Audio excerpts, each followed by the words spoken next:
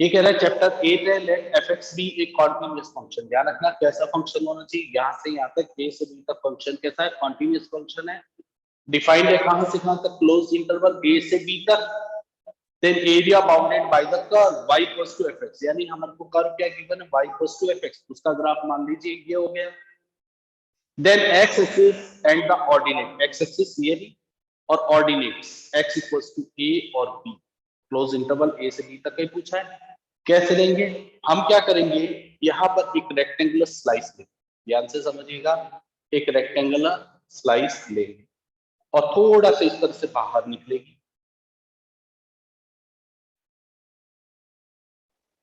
ये एक rectangular slice होगी, इसकी लेंथ हमने क्या मान ली, y, इसकी विड्थ हमने क्या मान ली, dx, इसकी लेंथ हमने क्या मान ली है y, और इसकी विड्थ क्या होगी dx।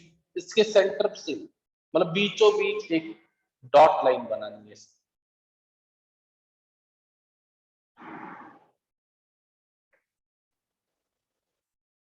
यानी कि मैं क्या कहना चाह रहा हूं कि हमने यहां से ए से बी तक के कर्व को पतली पतली स्लाइसेस में डिवाइड कर दिया।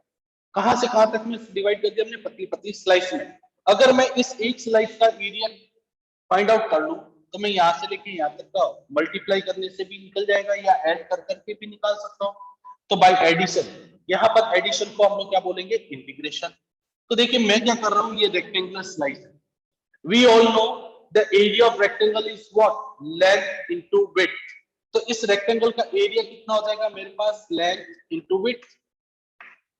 लेंथ क्या है y और विड्थ क्या मान ली हमने उसकी dx। अब ये देखिएगा, ये जो है dx, ये जो स्लाइस है इस x एक्सिस पे कहां से कहां तक मूव कर सकती है। ध्यान से सुनिएगा, ये जो स्लाइस है x एक्सिस पे कहां से कहां तक मूव कर सकती है। ये देखिए स्लाइस a तक जा सकती है और b तक। नीचे वाला पॉइंट देखना है आपको, क्या देखना है, नीचे वाला पॉइंट हमेशा आपकी लिमिट डिसाइड करेगा कि वो उसको रगड़ते हुए कहां से कहां तक जा रही है। तो ये जो है चौक है बी मेरे हाथ में, ए तक जा सकती है और फिर बी तक। इससे बी से उधर नहीं जा सकती और ए से उधर नहीं जा सकती, क्योंकि यहीं तक लेना है आपको ए से बी तक, क्योंकि डिफाइन क्या किया गया हमारा, क्लोज इंटरवल ए से बी तक। तो कहां से कहां तक का हम इंटीग्रेट कर देंगे, ए से लेकर के बी तक का।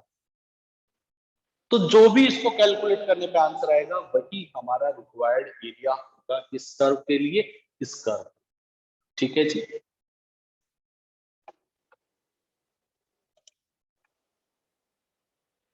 ये कह रहे हैं मान लो वही फंक्शन तो कंटिन्यूअस होना ही चाहिए जिसका आप एरिया फाइंड आउट करने जा रहे हैं, वो फंक्शन कंटिन्यूअस तो होना ही चाहिए इसमें क्लोज इंटरवल ए से बी में। लेकिन मान लीजिए इस बार कर्व भी नीचे की तरफ बन रहा है हमारा। तो अगर कर्व नीचे की तरफ बन रहा है तो कैसे करेंगे हम, ये देखिएगा,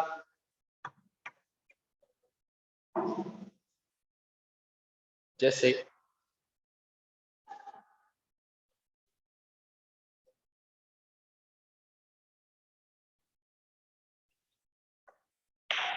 ये हो गई हमारी एक्स एक्सिस, ये एक्स डैश, ये वाई, ये वाई डैश, ये ओरिजिन मान लीजिए ले लिया हमने।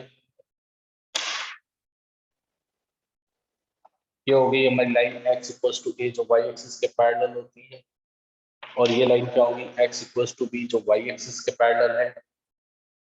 ये इस पॉइंट का कोऑर्डिनेट आप चाहे तो लिख सकते हैं a,0 और इसका b,0, because on X axis y is equals to 0 और this is our curve y equals to fx। अब देखिए ये कर्व क्या है, एक्स एक्सिस से नीचे की तरफ है ना, नीचे की तरफ आ रहा है। तो नीचे की तरफ आ रहा है, लेना वही हमें एक रेक्टेंगुलर स्लाइस लेनी है जो थोड़ा सा इससे बाहर निकलेगी। आपको समझाने के लिए थोड़ा बड़ा बना रहा हूं ताकि आपको साफ साफ दिखाई।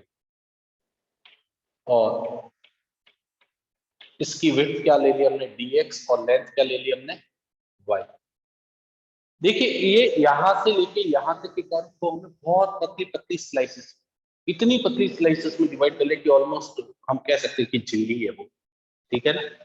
तो एक का एरिया कैलकुलेट कर लूंगा, एक का एरिया निकालूंगा, उन सबको ऐड कर दूंगा यहाँ से यहाँ तक का, तो मेरे को जो आंसर मिलेगा वो पूरा पूरा इस रिक्वायर्ड कर्व का एरिया आएगा। लेकिन हमें पता है कि नीचे की तरफ कर्व क्या होगा, माइनस होगा। क्यों होगा, क्योंकि y की वैल्यू क्या आती है नेगेटिव आती है, हम लिखेंगे कैसे उसको, है ना? तो लिखेंगे कैसे, उसके लिए क्या होगा, इस रेक्टेंगल का एरिया कितना हो गया, लेंथ इंटू विड्थ। लेंथ कितनी हमारे पास y है और विड्थ उसकी कितनी है dx। लेंथ है y और विड्थ क्या होगी उसकी dx। तो हम कहेंगे कि a से b fx dx का इंटीग्रेशन क्या होगा, a से b। अब a से b क्यों लिया, अंदर क्या जाएगा माइनस रेक्टेंगल का एरिया लेंथ इंटू विड्थ। हाँ ये बात हो रही कि हम उसको ओवरऑल कैलकुलेट करने के बाद नेगेटिव साइन को इग्नोर कर देंगे because area can not be negative, लेकिन पहले नहीं करेंगे।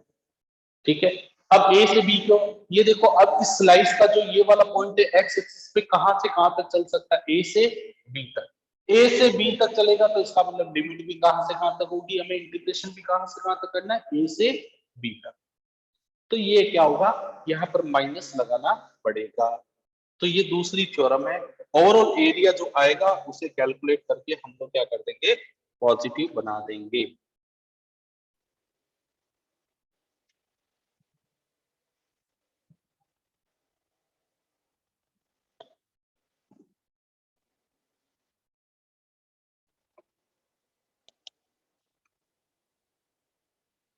थर्ड थ्योरम है, let x equals to fy be a continuous curve, the area bounded by the curve x equals to fy, the y-axis and the axis of y equals to and y equals to b is given by। देखिएगा कैसा curve बनेगा, वो कह रहा है function ही किस में दे दिया हमने, इसका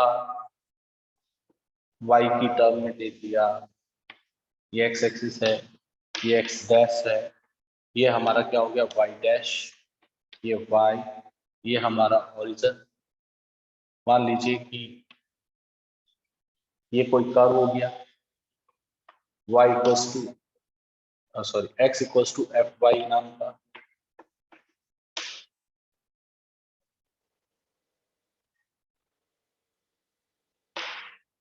इसे क्या बोल दिया हमने, y इक्वल्स टू a, और ये क्या हो गया y इक्वल्स टू b। तो अब हमें क्या होगा, हॉरिजॉन्टल स्लाइस लेनी पड़ेगी। अब वर्टिकल स्लाइस क्यों नहीं ले रहे सर आप, अब तक तो आप वर्टिकल ले रहे थे, हॉरिजॉन्टल क्यों लेनी होगी? मान लीजिए आपने वर्टिकल ले भी ली तो हमें ये नहीं पता कि ये इस कर्व पे कहां से कहां तक मूव करेगी, इसलिए अब हम अगर हॉरिजॉन्टल लेंगे तो हमें ये पता है ना कहां से कहां तक। इस पॉइंट का कोऑर्डिनेट हो गया 0, a और इसका कोऑर्डिनेट कितना हो जाएगा 0, b। और मान लीजिए आपने ये एक स्लाइस ले ली हॉरिजॉन्टल, अब इसकी लेंथ हमें क्या माननी पड़ेगी x, और इसकी विड्थ क्या लेनी पड़ेगी dy। अब तक हम लेंथ क्या ले रहे थे, y ले रहे थे, और विड्थ क्या ले रहे थे dx।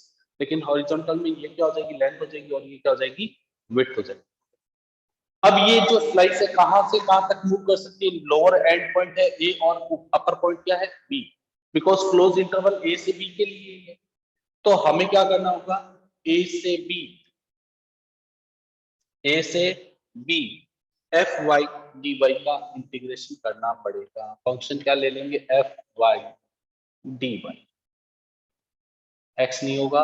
अब फंक्शन y में है तो लिमिट भी हम किसकी लगा देंगे, y की लगा देंगे। जब फंक्शन y में है तो लिमिट भी हमें किसकी लगानी होगी, y की ही लगानी होगी।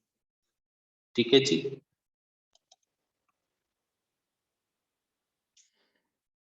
क्या कह रहा है theorem number 4, let y equals to fx be continuous curve. मान लीजिए y इक्वल्स टू fx एक कंटीन्यूअस कर्व, अगर function fx greater than equals to 0 positive है, कहां से कहां तक, when x belongs to a से c close interval, fx less than equals to 0 यानी कि वो नेगेटिव है for x belongs to c से b, the area bounded by the curve, उस कर्व का एरिया जो है y equals to fx, x axis and the ordinates x equals to a and x equals to b।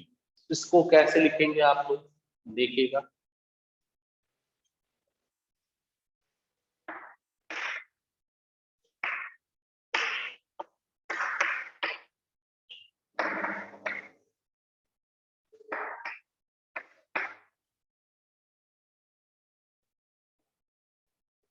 मान लीजिए इस तरह से जा रहा है कोई कर्व, तो इस तरह से जा रहा है तो ये हमारा पॉइंट जो है वो तो हो गया a, और ये जो पॉइंट है वो हमारा हो गया है, ये पॉइंट है हमारा ए और वो पॉइंट क्या हो गया बी। ये पॉइंट जो है वो क्या है, सी पॉइंट है। तो देखो ए से सी तक का ऊपर की तरफ आ रहा है पॉजिटिव, और एक अभी मैंने केस करवाया था जिसमें एक बार नीचे जा रहा है तो क्या हो जाएगा नेगेटिव, सी से बी तक। तो इस पॉइंट का कोऑर्डिनेट हो जाएगा ए कॉमा 0, और इस पॉइंट का कोऑर्डिनेट क्या हो जाएगा बी कॉमा 0, और यहाँ पर क्या होगा सी कॉमा 0। पॉइंट क्या हो गया ये सी। ठीक है जी। अब हमें इस कर्व का एरिया फाइंड आउट करना है। तो जब कर्व का एरिया फाइंड आउट करना है, दो स्लाइस होंगी, एक यहां से लेकर के यहां तक,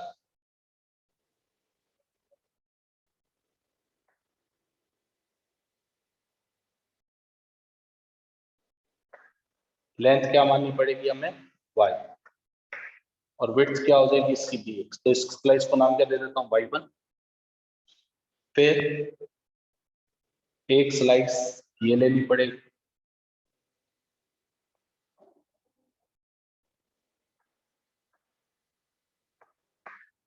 ये लेंथ होगी y2, और विड्थ क्या हो जाएगी इसकी dx। तो कर्व को कैसे इंटीग्रेट करेंगे, तो देखिएगा कर्व को इंटीग्रेशन करेंगे हम a से c fx dx, a से c तक तो फंक्शन पॉजिटिव है, c से b तक वो कैसा हो गया नेगेटिव हो गया fx dx। ओवरऑल सॉल्व करने के बाद जो हमारे पास आंसर आ जाएगा वही हमारा फाइनल आंसर होगा, और वो माइनस आप बाहर ले सकते हैं। ये माइनस क्या होगा, प्लस इंटू माइनस बाहर आ जाएगा, तो क्या हो जाएगा a से c fx dx minus c से b fx dx। इसको कैलकुलेट करना होगा।